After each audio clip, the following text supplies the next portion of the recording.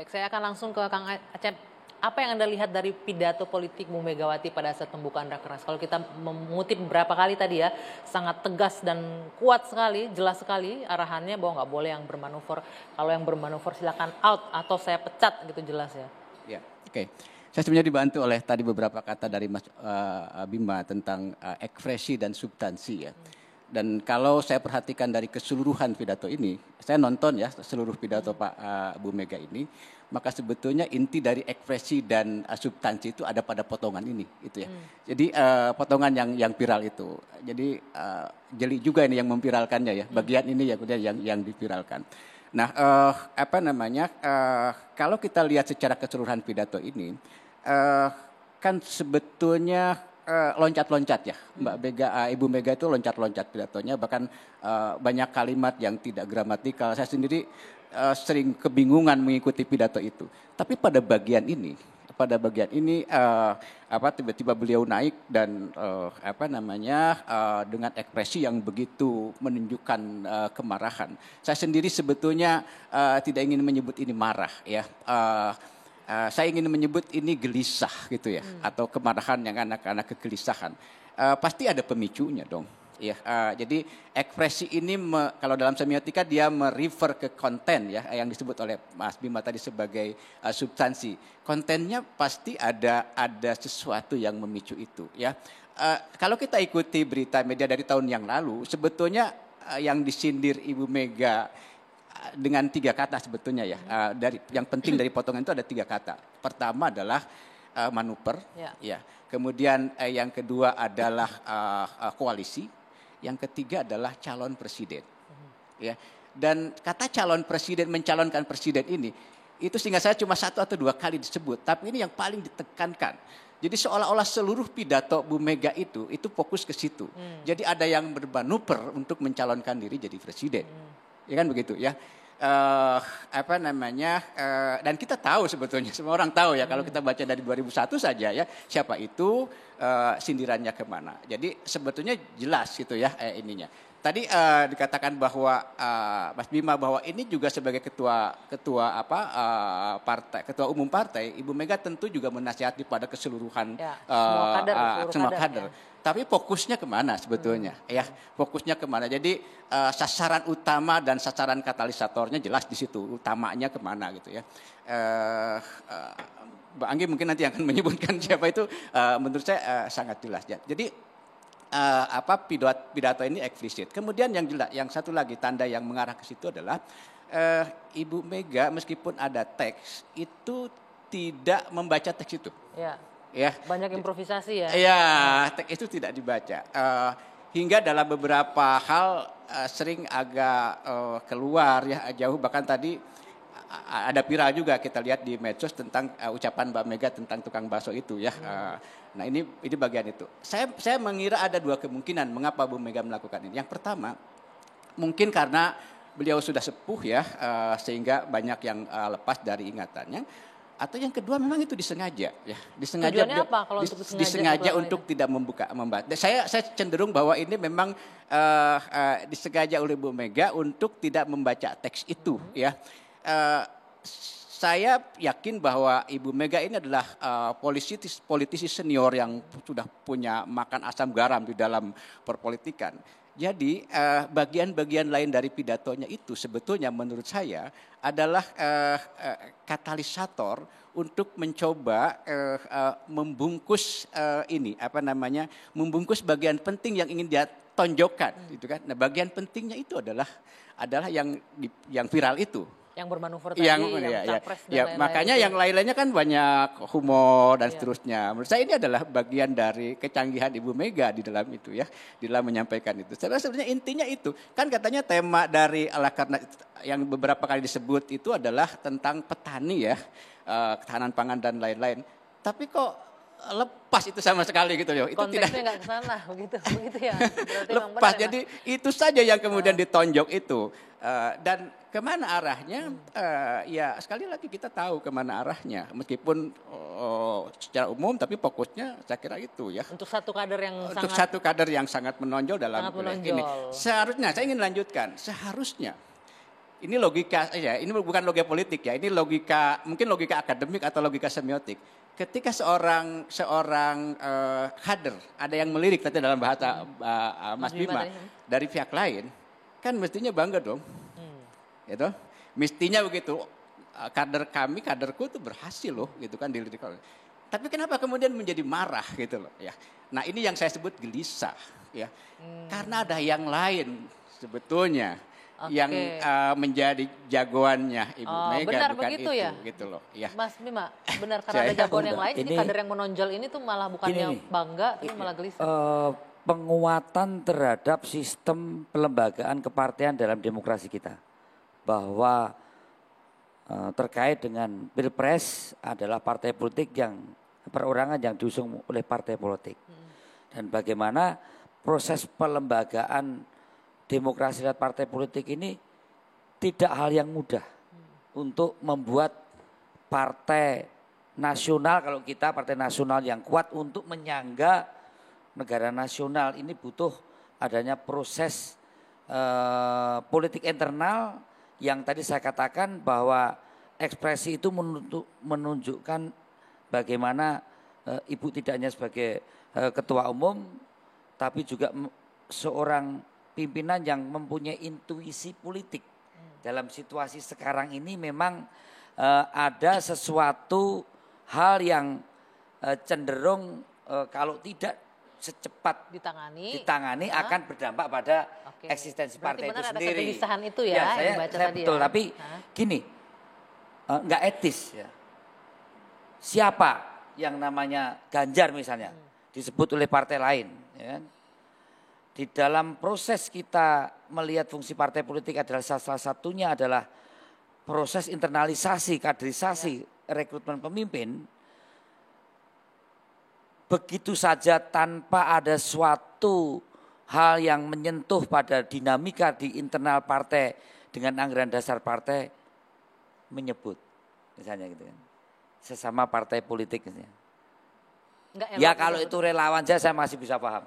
Oke, ya. Jadi Anda melihat itu tidak kan elok. Ada etika, ada aturan ya. Kalau aturan mungkin tidak ada yang bisa dikatakan melanggar. Ya.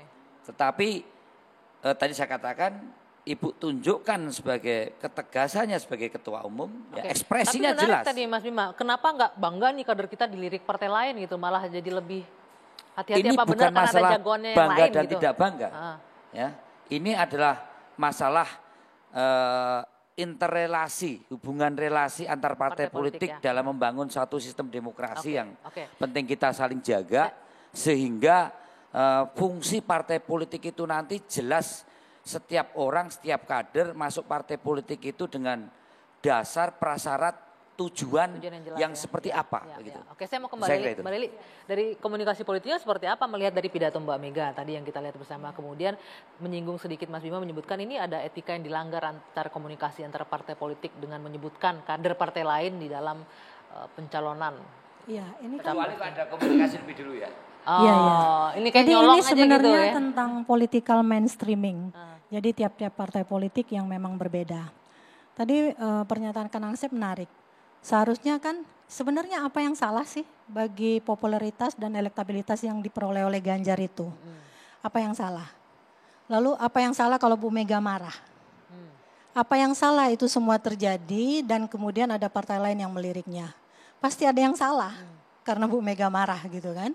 Nah kesalahan itu menurut saya ada dua hal. Yang pertama itu apa yang terjadi dengan Ganjar itu tidak mempertemukan antara kontestasi elit dengan kontestasi elektoral. Sehingga tiap partai itu kan punya mekanisme masing-masing yang harus dijaga marwahnya. Marwah partai itu seharusnya memang bangga nih kalau ada partai lain yang melirik kadernya. Wah luar biasa kader lain, partai lain aja yang selama ini menyebut dirinya partai kader, ternyata tidak punya kader, malah kader lain yang ditonjolkan. Harusnya bangga, tapi kenapa marah? Karena tadi, jadi ada ketersinggungan secara politis yang dilakukan oleh partai lain terhadap partai-partai tertentu. Karena ada dua hal yang tadi, antara kontestasi elit sama kontestasi elektoral yang tidak bersatu di mekanisme partai. Atau mungkin yang disebut oleh Kang Acep ada calon lain yang dijagokan oleh Bu Mega. Itu boleh jadi. Dampak internalnya bisa membelah loh itu. Iya membelah eksistensi komitmen. partai bisa membelah kalau segera tidak mengambil sikap. Benar, karena apa? Kohesivitas kelompok. Partai politik itu bukan sekedar konformitas, bukan sekedar kompak, tapi mereka harus kohesif. Jika kohesifan itu diganggu oleh anasir-anasir politik yang katakanlah tadi, sebenarnya antara main dua kaki memang harus dua kaki loh Mbak Anggi. Kan nggak bisa berdiri satu kaki kan, roboh jatuh gitu kan. Artinya yang tidak boleh tiga kaki barangkali. Tapi ini kan istilahnya saja. Artinya sebenarnya Ganjar juga harus, kenapa tidak yang seperti terjadi pada Pak Jokowi? Pak Jokowi itu dilirik elektabilitas tinggi, menjadi media darling. Bangga banget loh PDIP waktu itu. Saya sadarin itu juga. Kita melihat itu semua. Tapi kenapa Ganjar yang di awal-awal ketika dia jadi gubernur, terus apa yang terjadi dengan dia marah-marah di Jembatan Timbang dan diapresiasi sebagai tokoh PDIP potensial dan sebagainya. Lalu kemudian bergeser paradigmanya yang terjadi pada partai politik. Kenapa Karena itu tadi, karena kohesivitas kelompok di partai politik asalnya itu diganggu. Dan itu memang harus marah. Tadi Mas Arya Bima mengatakan bahwa ketua partainya harus menjaga marwah partainya. Ini salah satu Bukan upaya. Karena ada calon lain yang dijagokan. Bisa jadi ada calon lain yang dijagokan, tapi boleh jadi Ganjar juga nanti yang dijagokan. Harusnya Ganjar tidak memberi jarak komunikasi politik dengan partainya. Jangan lupa loh, panggung politik itu kan ditata maskulin. Coba lihat, tempat duduk ketua partai sama anggotanya pasti berbeda. Posisi kursinya dan sebagainya. Karena itu panggung politik itu ditata maskulin. Di antara maskulinitas politik itulah yang harus dikelola manajemen komunikasi politiknya, impression manajemen politiknya, seperti apa dia mengelolanya. Sehingga partai tidak tersinggung. Kan gampang aja Bu Mega misalnya ya datang, ini aku kok elektabilitasnya tinggi banget ya. Seneng gak Ibu? Aku kan anak Ibu, kan bisa ngomong. Sebenarnya di panggung belakang itu suasananya amat cair loh Mbak Anggi. Kita aja yang menyaksikan seperti gontokan. Di luar para nih, narasumber kalau Mas Bima aja. bilang media aja nih yang menyimpulkan. Iya, saya di TV One sejak 2011. Sebelum kita ngomong gontong-gontokan mereka di belakang pada cipika-cipiki. Inilah yang terjadi di panggung politik seperti itu. Tapi kalau memang Kira terganggu. mungkin ini juga, Mbak. Tapi ini juga menurut di panggung depan ya. Ini juga menurut saya satu pelajaran juga buat PDI ya. Kalau kita kembali kepada ekspresi, dalam semiotika itu ada disebut dengan parole dan ada disebut dengan language ya dalam bahasa. Nah ini kan Ganjar itu muncul sebagai ekspresi individu ya yang keluar dengan kebebasan, dengan kreativitasnya dan lain-lain di media sosial, terutama itu ya. Dan kita sedang melihat sebuah pergerakan yang luar biasa di media sosial, ya kan. Nah sementara ekspresi yang lain language itu kan sistem ya. Jadi ada pertentangan antara parole ekspresi individu dengan ekspresi sistem. Kalau ini tidak dikelola dengan baik, maka mungkin keuntungannya akan menjadi bagi Ganjar. Ketika kita dudukan itu dalam konteks media sosial, ya. Jadi ini menurut saya Mas Bima juga pelajaran buat PDIP Perjuangan ya. Tapi tolong ditambahkan ekspresi individu dalam kaitan fungsi dia sebagai gubernur yang diusung oleh PDI Perjuangan loh. Ganjar tanpa ada endorsement dari Megawati untuk menjadi gubernur, saya kira tidak akan cukup mendapatkan popularitas dan elektabilitas.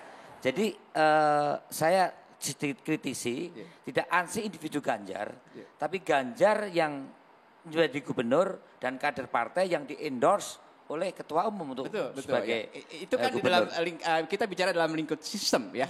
Sistem dalam hal ini sistem kepartaian, kaderisasi semacam itu, dan itu masa lalu ketika menjadi gubernur. Tapi ke depan dan kemudian kita mempelajari situasi di dalam media sosial ya, perkembangan yang begitu dinamis dan lain, orang bisa muncul dan media itu riset saya menunjukkan 40% itu memang didukung oleh media, terutama oleh media sosial ya.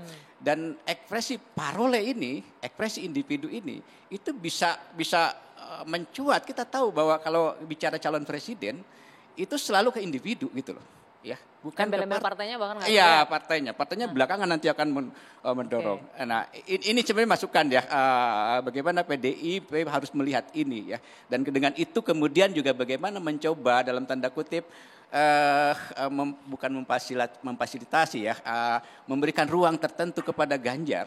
Ya, tetapi sebetulnya ruang itu diperuntukkan untuk PDIP sebetulnya gitu loh. Nah, ini yang harus dimainkan dengan cantik menurut saya. Kita tidak bisa membaca seperti itu ya. Karena kan media komunikasi politik itu, media sosial itu hanya salah satu saja. Penopang utama dari media komunikasi politik itu adalah organisasi. Dan dalam hari ini adalah partai politik. Jangan lupa, tiap apapun yang dilakukan di negeri ini ditentukan oleh partai politik. Kita mau memilih presiden, anggota DPR, bupati, wali kota, dan gubernur, semuanya partai politik yang menentukan. Kita hanya memilih yang sudah ditentukan oleh partai politik. Media kedua adalah interpersonal. Nah, interpersonal ini yang lemah. Jadi media sosial boleh booming dan sebagainya, di media massa bisa jadi media darling.